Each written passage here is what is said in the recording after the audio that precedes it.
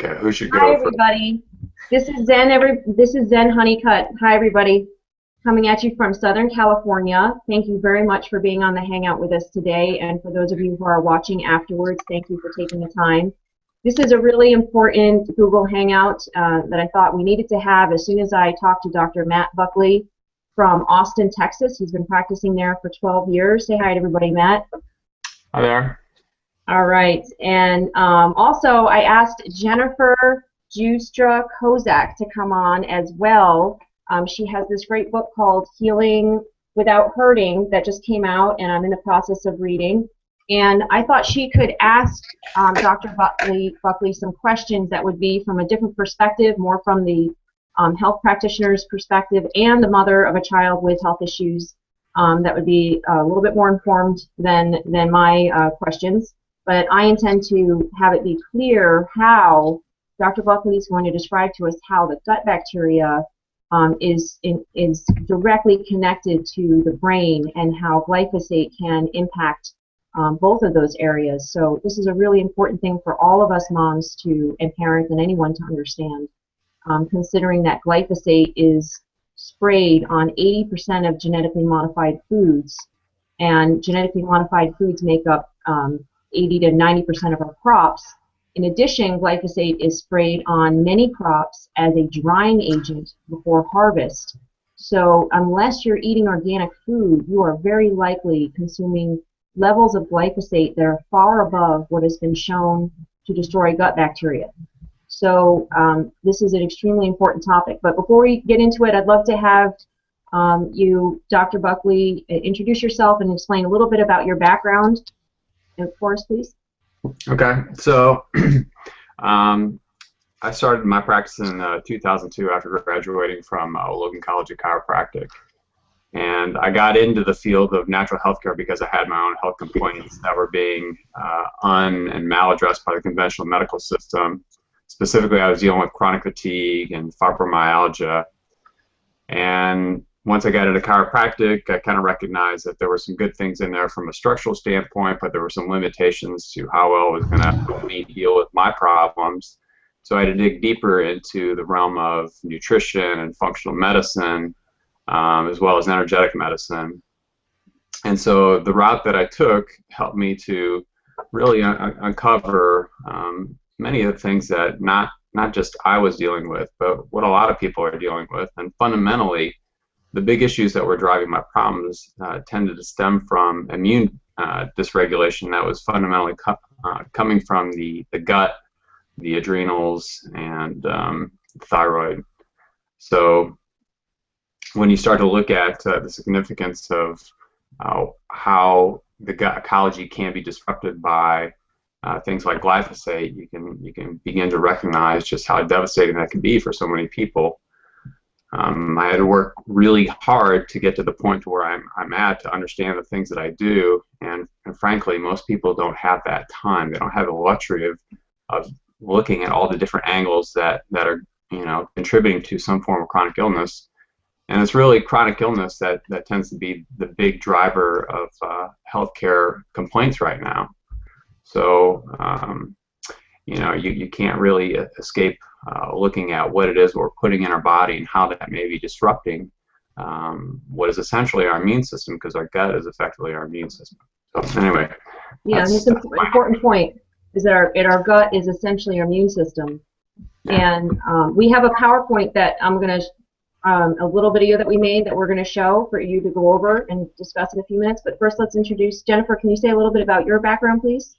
Yeah, absolutely. I've been a therapist for 15 years, primarily in psychiatric practices. I worked actually during 9/11, and then most recently with the Sandy Hook massacre in Sandy Hook, Connecticut, which really drove me to start the discussion about how our nutritional background, what we're eating, what we're putting into our bodies, how it's affecting our genetic mutations, how they're creating genetic mutations within the body, preventing detoxification, and a whole lot of other issues that's driving the food sensitivities, that's driving the adrenal fatigue. So after treating my son, who is on the autistic spectrum, he was born in 2006, I started really questioning our medical community, asking a lot of questions of them, mainstream doctors, just basically dismissing me, telling me that scenarios like leaky gut syndrome does not exist, and that if my son did not have a celiac disease diagnosis, that he was not sensitive to gluten, which is absolutely not true. And his arrogance actually is what drove me to start looking further. I also have an aunt who believes in holistic medicine for the last 30 years. She's been telling me that she had certain foods that she needed to avoid, that she was avoiding GMOs. I didn't even know what a GMO was. She healed her own breast tumors by going to a naturopathic physician. And I took her advice lightly at times. At the time, I was raising 2 young children. I didn't want to believe what she had to say. She told me that Evan was most likely suffering from an autoimmune disorder. And so she sent me an article that really got me on the path. And I wrote the book, Healing Without Hurting, after Sandy Hook. And interestingly, I've been reaching out to thousands of moms on social media. I have about 17,000 followers right now on healing ADHD and Asperger's without hurting, because I truly believe that with the right interventions, these kids could heal from the many underlying conditions that the regular docs are just simply not looking into. That's awesome. Thank you so much for being with us. And I see we have Jasna, who's a follower. Maybe at the end you can ask some questions, Jasna, and anybody else who's viewing. I did enable the option to ask Q&A, so if you can see on the bottom, you can ask a question if you'd like to, and we'd love to get questions and answers. But we are going to keep this, we're going to complete this at 9:30 so that it's not too long of a hangout. And with that said, I'm going to go to screen share and see. One second.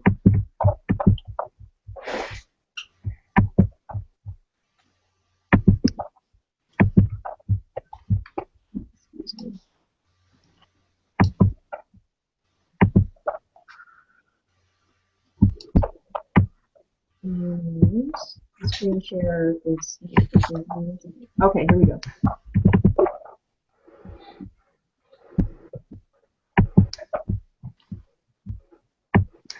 Can you see it on the screen? Yep. Yeah. Okay, great. So,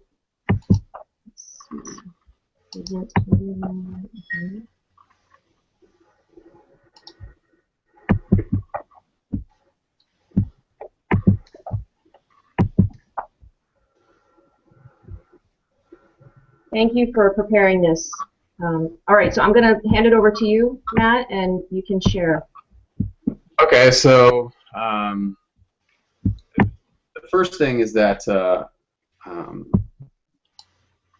I started to really kind of look at this the situation of what's called microglial activation after coming across a video by Dr. Stephen Meyer, who's a neuroscientist from the University of Colorado. And I had heard of microglial activation before, and I was certainly aware that you know, brain inflammation was being associated with, you know, all these neurodegenerative conditions. And I really found it interesting that his research, in order to drive this inflammation in the brain, centered around inducing what's called lipopolysaccharide, which is a byproduct of bacterial cell walls. That when it was introduced into the bloodstream of these mice, would activate what are called microglia, which are the immune cells that reside within our nervous system. And the microglia serve an important function in that they help to eliminate infections within the body and clean up debris within the nervous system. And is this the man here that yeah, introduced you to the idea? Who is this? Yeah, that's his video. And so the microglia, they can shift gears and go into this pro-inflammatory state. And one of the things that helps to do that is this lipopolysaccharide. And so I thought it was really... Can I just pause it there? Can you explain what is a microglia and what is a polysaccharide? Okay, so the microglia, again, are the immune cells that reside within our nervous system. Okay. Okay. Mm-hmm. So again, they serve a function primarily to help our nervous system to fight off infection, as well as to help to clean up debris that may exist within the nervous system. So you get neurons that die, and the microglia should be there to help to clean that up. But what they've recognized is that the microglia can get shifted into into another state, and they call that the activated state. And that activated state is where they kick out large amounts of what's called glutamate. And glutamate is an excitatory neurotransmitter. They refer to it as an excitotoxin. So if you're familiar with like MSG, that's monosodium glutamate. And one of the reasons why that's so bad is that it increases the amount of glutamate that you can have in your body and your nervous system, and effectively kill off neurons.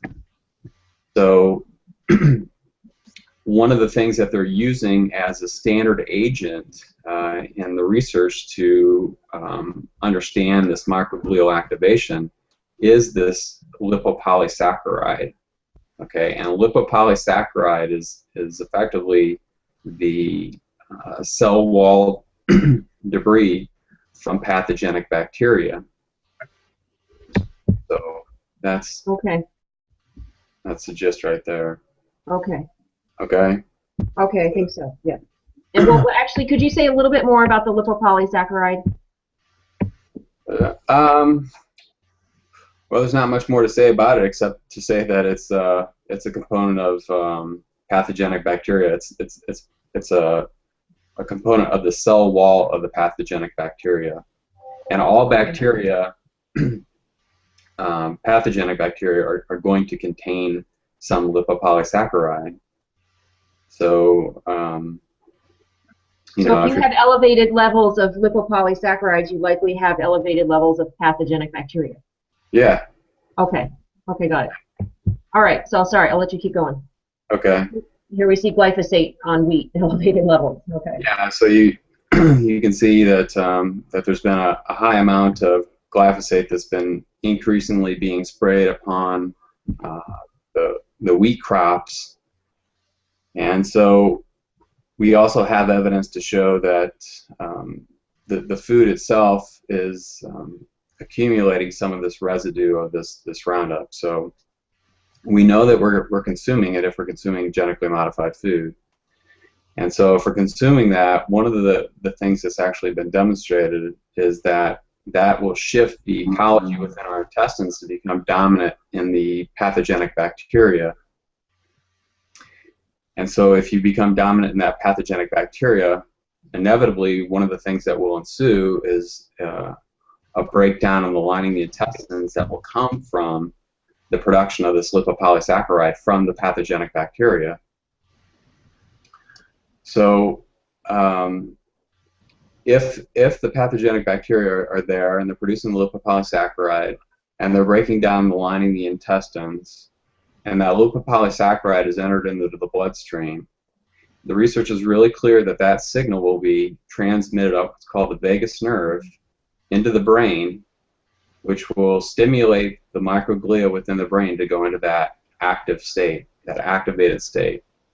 And that activation is clear that it's going to start to break down the neurons. If you're breaking down the neurons within what's called the hippocampus, that's one thing, a prime factor in Alzheimer's disease. If the microglial activation is occurring within the basal ganglia of the brain, that's a prime factor in Parkinson's. If the microglial activation is occurring within the spinal cord, that's a prime factor in ALS. So microglial activation can be associated with a number of things, including depression, anxiety.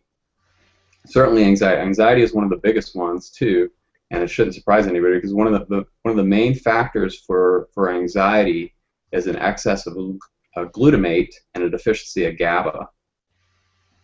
I don't want to get too sidetracked on that, but that's a big deal.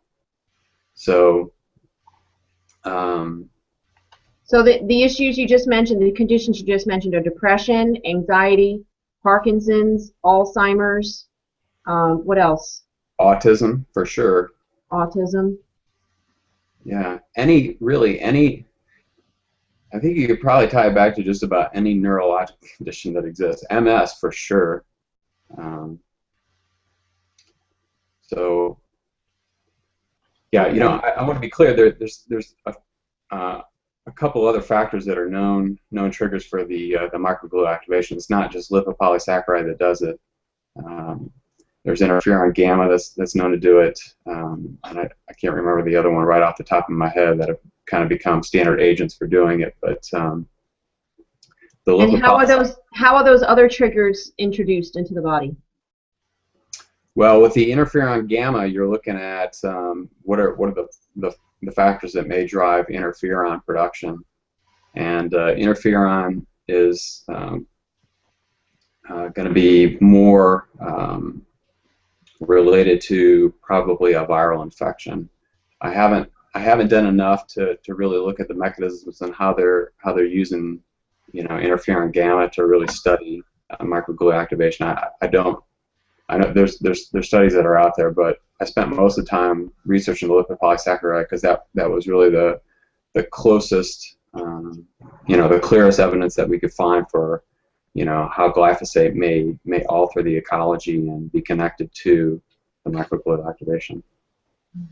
Okay, but we know for sure that when glyphosate comes into the stomach and impacts the gut bacteria, that the microglia activation can happen because it's our immune cells in our nervous system that activate.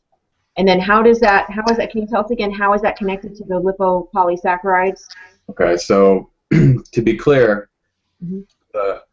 the research that's done so far on this is in, I'm extrapolating the data from poultry, a study involving poultry, which has shown that glyphosate has actually shifted the gut ecology within poultry to become dominant in those bacteria. So I know the criticism will come, well, this hasn't been done in humans. Well, that's why we do studies on animals to begin with, right? Yes. Well, my response to the EPA when they said, well, we can't do testing on human beings, because we told them you don't have safety studies showing safety on humans with these pesticides. And they said, well, we can't do safety testing on pesticides in humans. It's not considered ethical. And I said, well, if it's not considered ethical to test on humans, then it shouldn't be considered ethical to allow it in humans through our food. Exactly. How does that make any sense at all? It's a huge science experiment.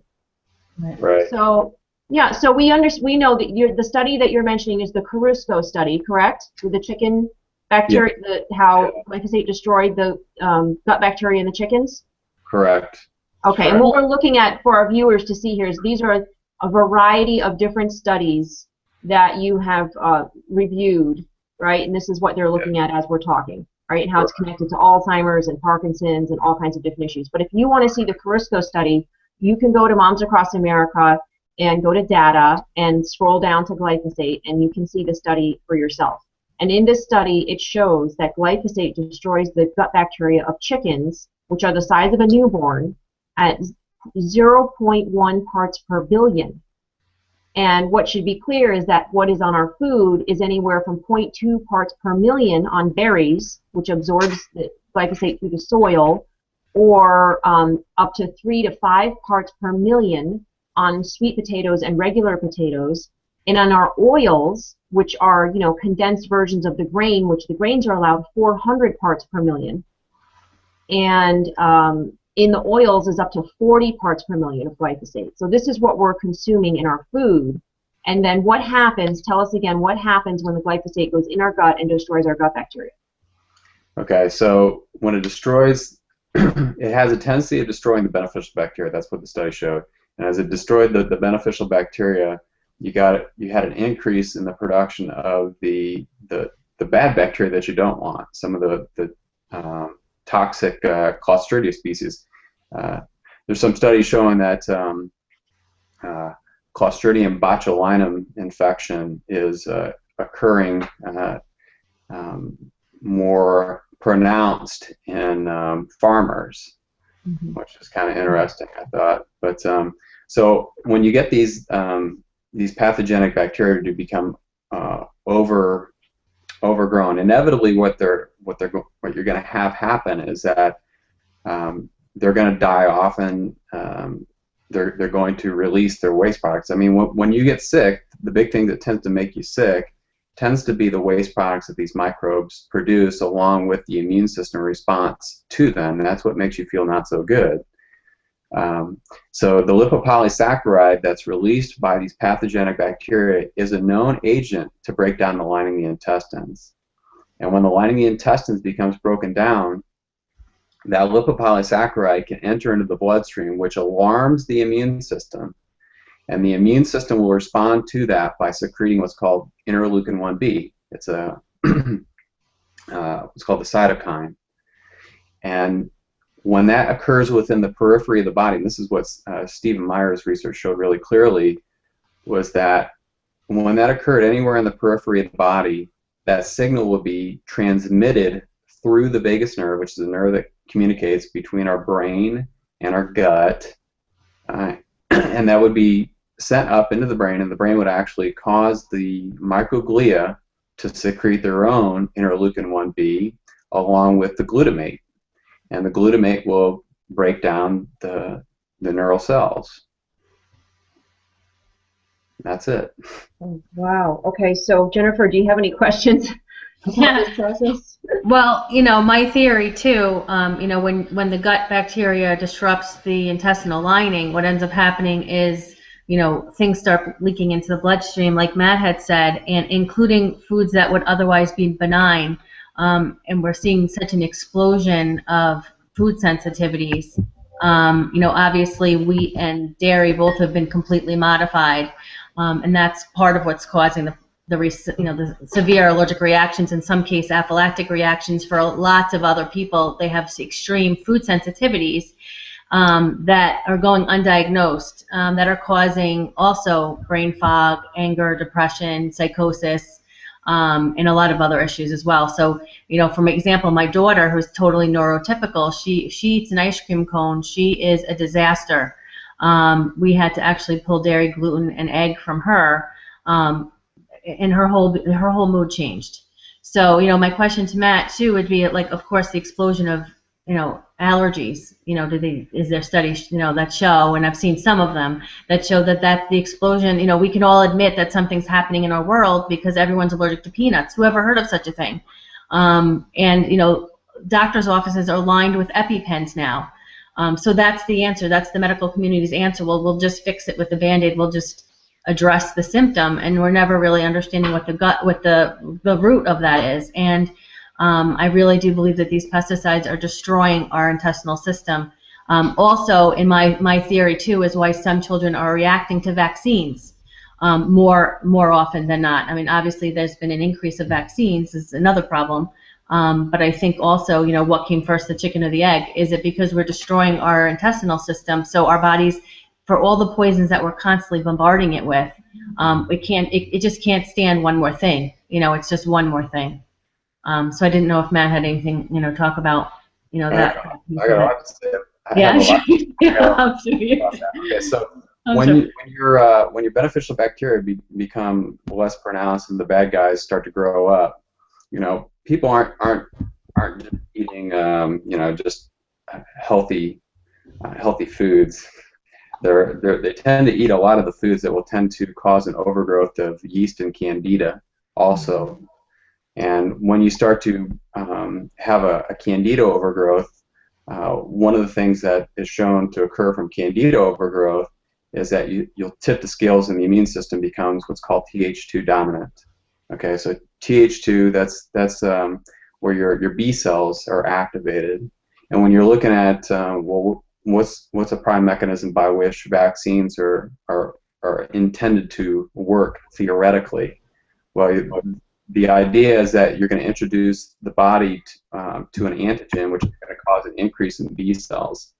And when you're looking at immune system dysfunction, you're looking at imbalances between fundamentally what's called the Th1, that's the cellular immunity, the innate immunity, and what's the Th2 side, which is going to be your B cells, your adaptive immunity.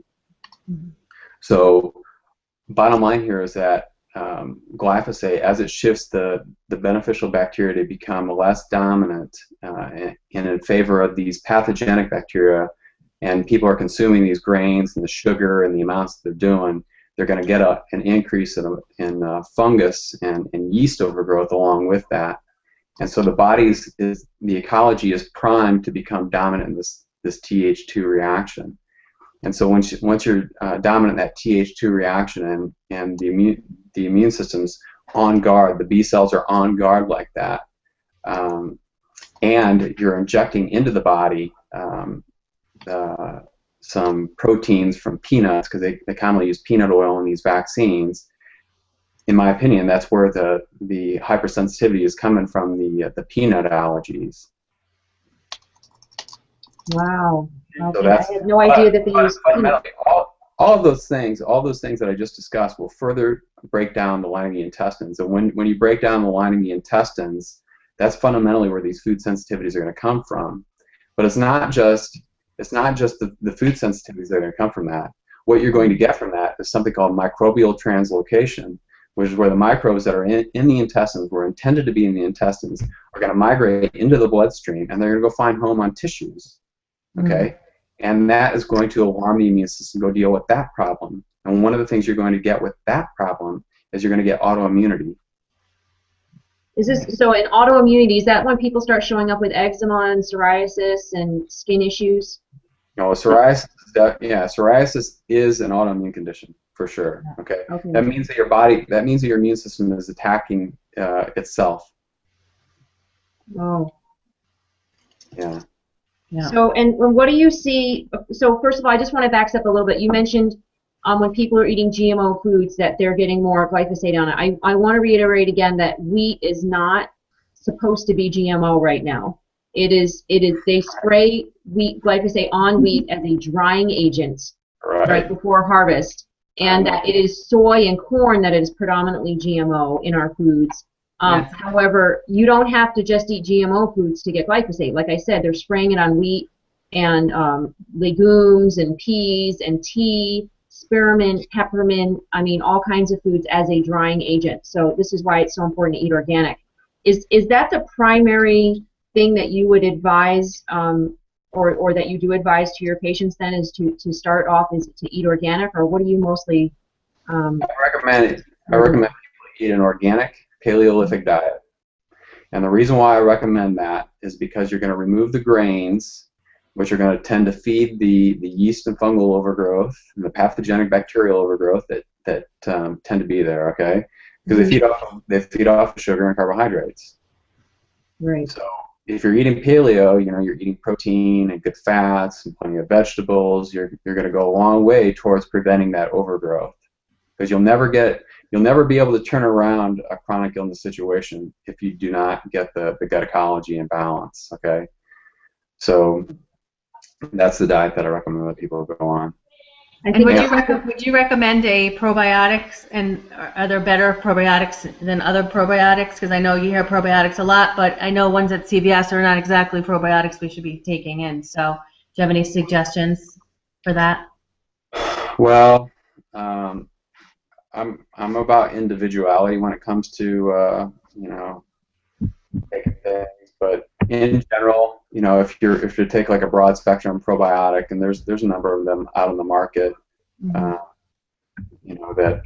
will work well for a number of people, but some people will function best by simply taking acidophilus or bifidobacteria, and really when you start to look at what's really important is making sure that your bacteria are really fed properly. That's a huge issue, and unfortunately, one of the things that's lacking in terms of the probiotic supplements is a probiotic that actually produces what's called butyrate. Butyrate is our colon cells' preferred fuel source. And currently, there's no probiotic on the market that's actually a butyrate-producing probiotic, and the significance of that is that when you're looking at autoimmune situations, you have to look at what's called T regulatory cells, and the T regulatory cells are effectively the traffic cops within the immune system. That's the way I describe it. So they help to keep the Th1 and the Th2 system in balance. And there's a few things that help to boost up the T regulatory cells to keep that balance, and one of them is butyrate. So a lot of people that are dealing with these immune system issues are dealing with low levels of butyrate. So there's something called resistant starch, which is I use green banana flour, and I add that to smoothies, and I recommend that my patients do that too, assuming they don't have a banana sensitivity.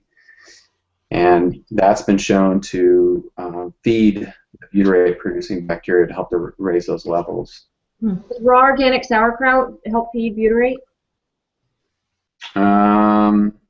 Potentially, because what you may get is a crowding. It's going to crowd out some of the bad guys that may be interfering with the good guys and the production of the butyrate. Okay, because that's what we recommend first is the whole foods, because the problem with probiotics is that I noticed, or actually that I found out, that Dianesco, which is the primary probiotic supplier to supplement companies, was bought out by Dow Chemical. Right. So you want to make sure to ask. There are some probiotic companies. Last year at Natural Products Expo West, I went around and asked, and there were some companies. I won't say them now because they may have switched, right? So it may not be accurate. It's been a year. But you want to ask your probiotic companies if they use probiotics from Dianesco, Dianesco. That was bought up by Dow Chemical, and many probiotic companies, like I know Child Life is one of our sponsors, and they said no, they produce their own, right? So you want to make sure they produce their own probiotics. That's important. All right, thank you. So yeah, I know we went over time. Does anybody that's is on the Google Hangout with us have a question for Dr. Buckley? Jessica or Jasna or anybody else that's watching right now? Okay. Well, I know I'm gonna need to listen to the portion where you describe exactly what happens to the gut brain. I know it makes sense to you, but the whole microglia thing and the lipopolysaccharides, I want to understand. I'm going to have to listen to that over and over again a few times, but I mostly get that it increases the bad bacteria in the gut. And when you have the increased bad bacteria, it sends messages up to the brain to produce inflammation. Is that essentially what happens? That's essentially what happens, yeah.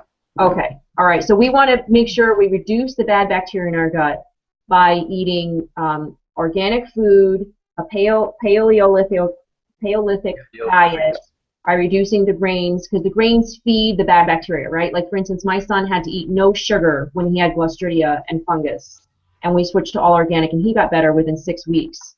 But the sugar is a very important aspect of not feeding the bad bacteria, correct? Correct. It's essential. Yeah, and carbs as well can be transformed into sugar, so that's really important. And then once you, and this is another reason why I think like the GAPS diet and the BED, the body ecology diet, those are effective because they reduce the body's ability to produce the bad bacteria. Is that correct? Yeah. Yeah, okay. All right, great. Well, I really want to thank you for being on our Google Hangout. I know we could talk for hours, but I wanted to keep it a little short so people can, watch it and understand it and then maybe replay it and understand that. Thank you also, Jennifer, for, I want to show Jennifer's book again. I know Dr. Buckley hasn't read the book. It's not his endorsement of the book, but I have, and I love it. And it's Healing Without Hurting, and I really appreciate all the time and energy that she put into it. Oh, there's one other thing before we go. In the book, you mention on page 69 that there's a study called Mom's Weak Thyroid Ups Baby's Risk of Autism, which highlighted a large-scale study showing that mothers with low-producing thyroid glands are 4 times more likely to have autistic children. Right. And when we talked earlier, Dr. Buckley, you mentioned that you're going to be coming out with a blog about the thyroid. Is that correct? I'm touching on that. Okay. It goes even deeper than that. But okay. Well, we can't wait to see what you touch on about that and what comes up around that. can you tell us the name of your blog and your website where people can find more information later? Yeah, the easiest way to find me is drmattbuckley.com. Okay, and that's Matt with 2 T's? Yeah. Okay. And it's L-E-Y. B-U-C-K-L-E-Y? Correct. Okay, drmattbuckley.com. And Jennifer, where can we find your book?